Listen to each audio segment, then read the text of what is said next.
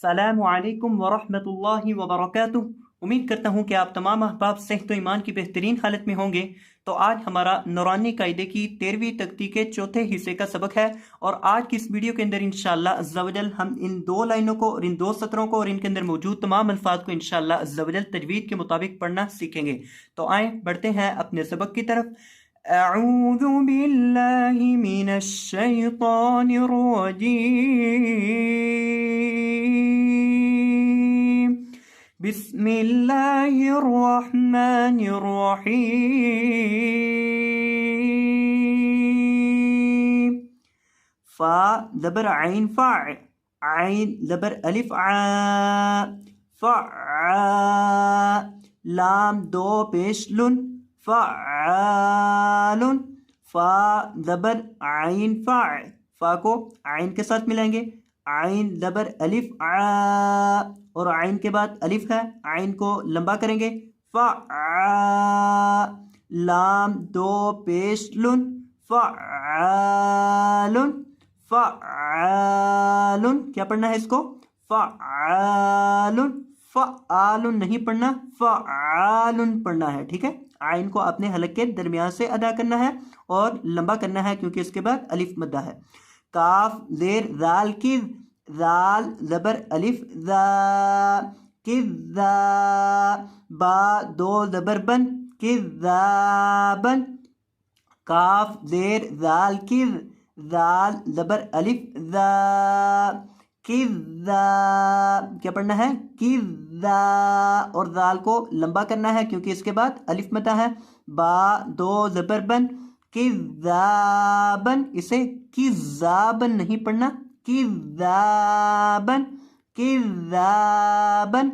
जाल के पढ़ने का तरीकाकार समझ लें। जाल को पढ़ने का तरीकाकार, जाल का मखरज ये है कि जुबान की नोक को सामने वाले ऊपर के दो दांतों के किनारे से लगाकर पढ़ते हैं जब जाल की अदायगी करते हैं। तो इसको पढ़ेंगे जुबान की नोक सामने वाले ऊपर के दो दांतों के किनारे से लगाकर और इसमें सीटी की आवाज पैदा नहीं होगी। इसको पढ़ना है किज़्ज़ाबन। आगे देखें, वाव ज़बर हा, वह, हा ज़बर अलिफ हा, वह हा। जीम दो ज़बर जन, वह हाजन। वाव ज़बर हा, वह, हा ज़बर अलिफ हा, वह हा। जीम दो ज़बर जन, वह हाजन। क्या पढ़ना है? वह हाजन।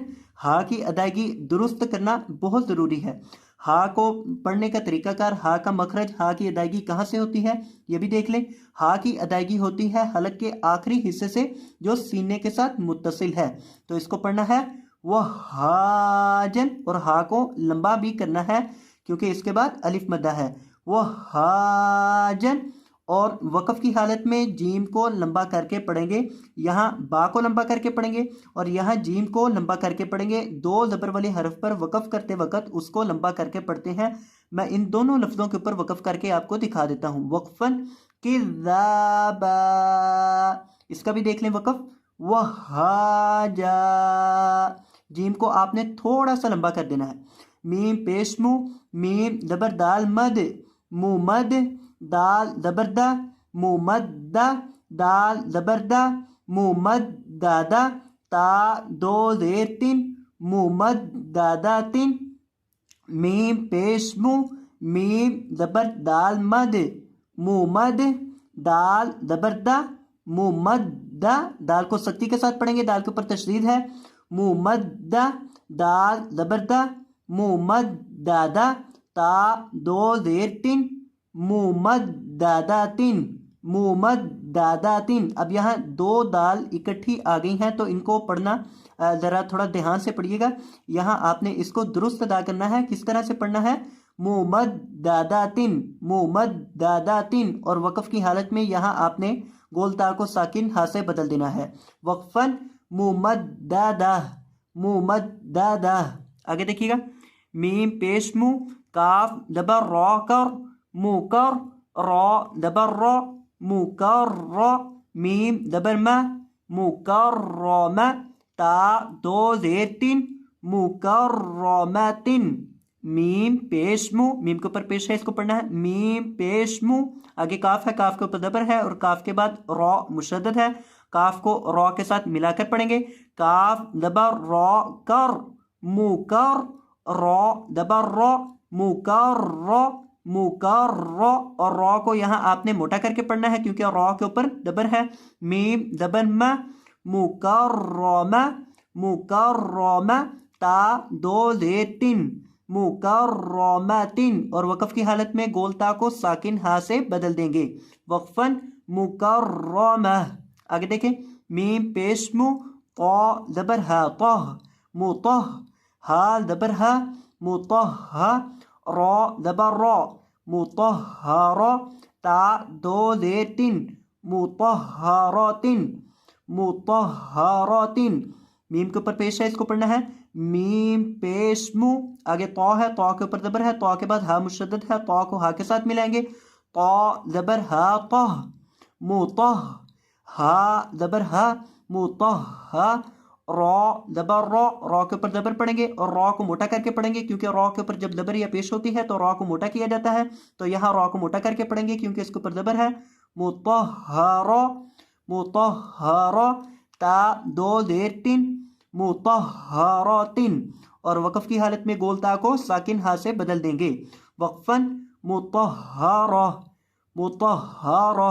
आगे देखें, वाव जबर सीन वस, सीन जबर सा, वस्सा, मीम जबर अलिफ मा, वस्समा, हमजा जेर ई, वस्समाई।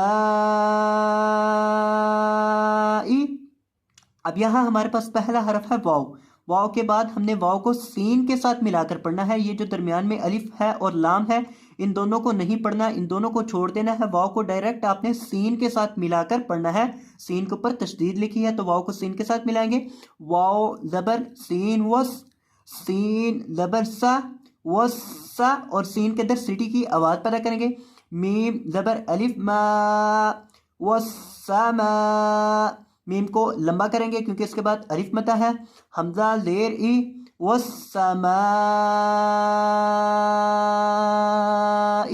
अब यहाँ मीम को आपने एक अलिफ के बराबर नहीं लंबा करना बल्कि 3 अलिफ के बराबर लंबा करके पढ़ना है क्योंकि ये इसके ऊपर जो मद है ये मद्दे लाजिम है, मद्दे मुत्तसिल है और इसको 3 से 4 अलिफ के बराबर लंबा करके पढ़ते हैं। तो मीम को आपने 3 से 4 अलिफ के बराबर लंबा करना है।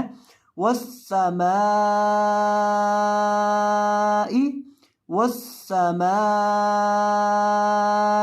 और वक़फ़ की हालत में हमजा को साकिन कर देना है। वक़फ़न वस्समा। अब इन तमाम अल्फाज को एक दफ़ा दोबारा फिर देख लें।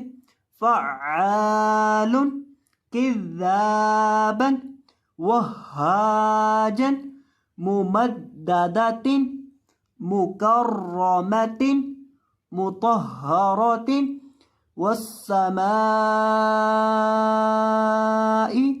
तो ये था हमारा आज का सबक। मैं उम्मीद करता हूँ कि आपको ये सबक अच्छे से समझ आ चुका होगा। तो अगर आपको ये वीडियो पसंद आई हो तो वीडियो को लाइक कर दीजिएगा और अगर आप हमारे चैनल पर नए तशरीफ़ लाए हो तो आपसे गुजारिश करते हैं कि चैनल को सब्सक्राइब फरमा दीजिएगा। जज़ाकुमुल्लाहु खैरन, बारकल्लाहु फीकुम, अल्लाह हाफिज़।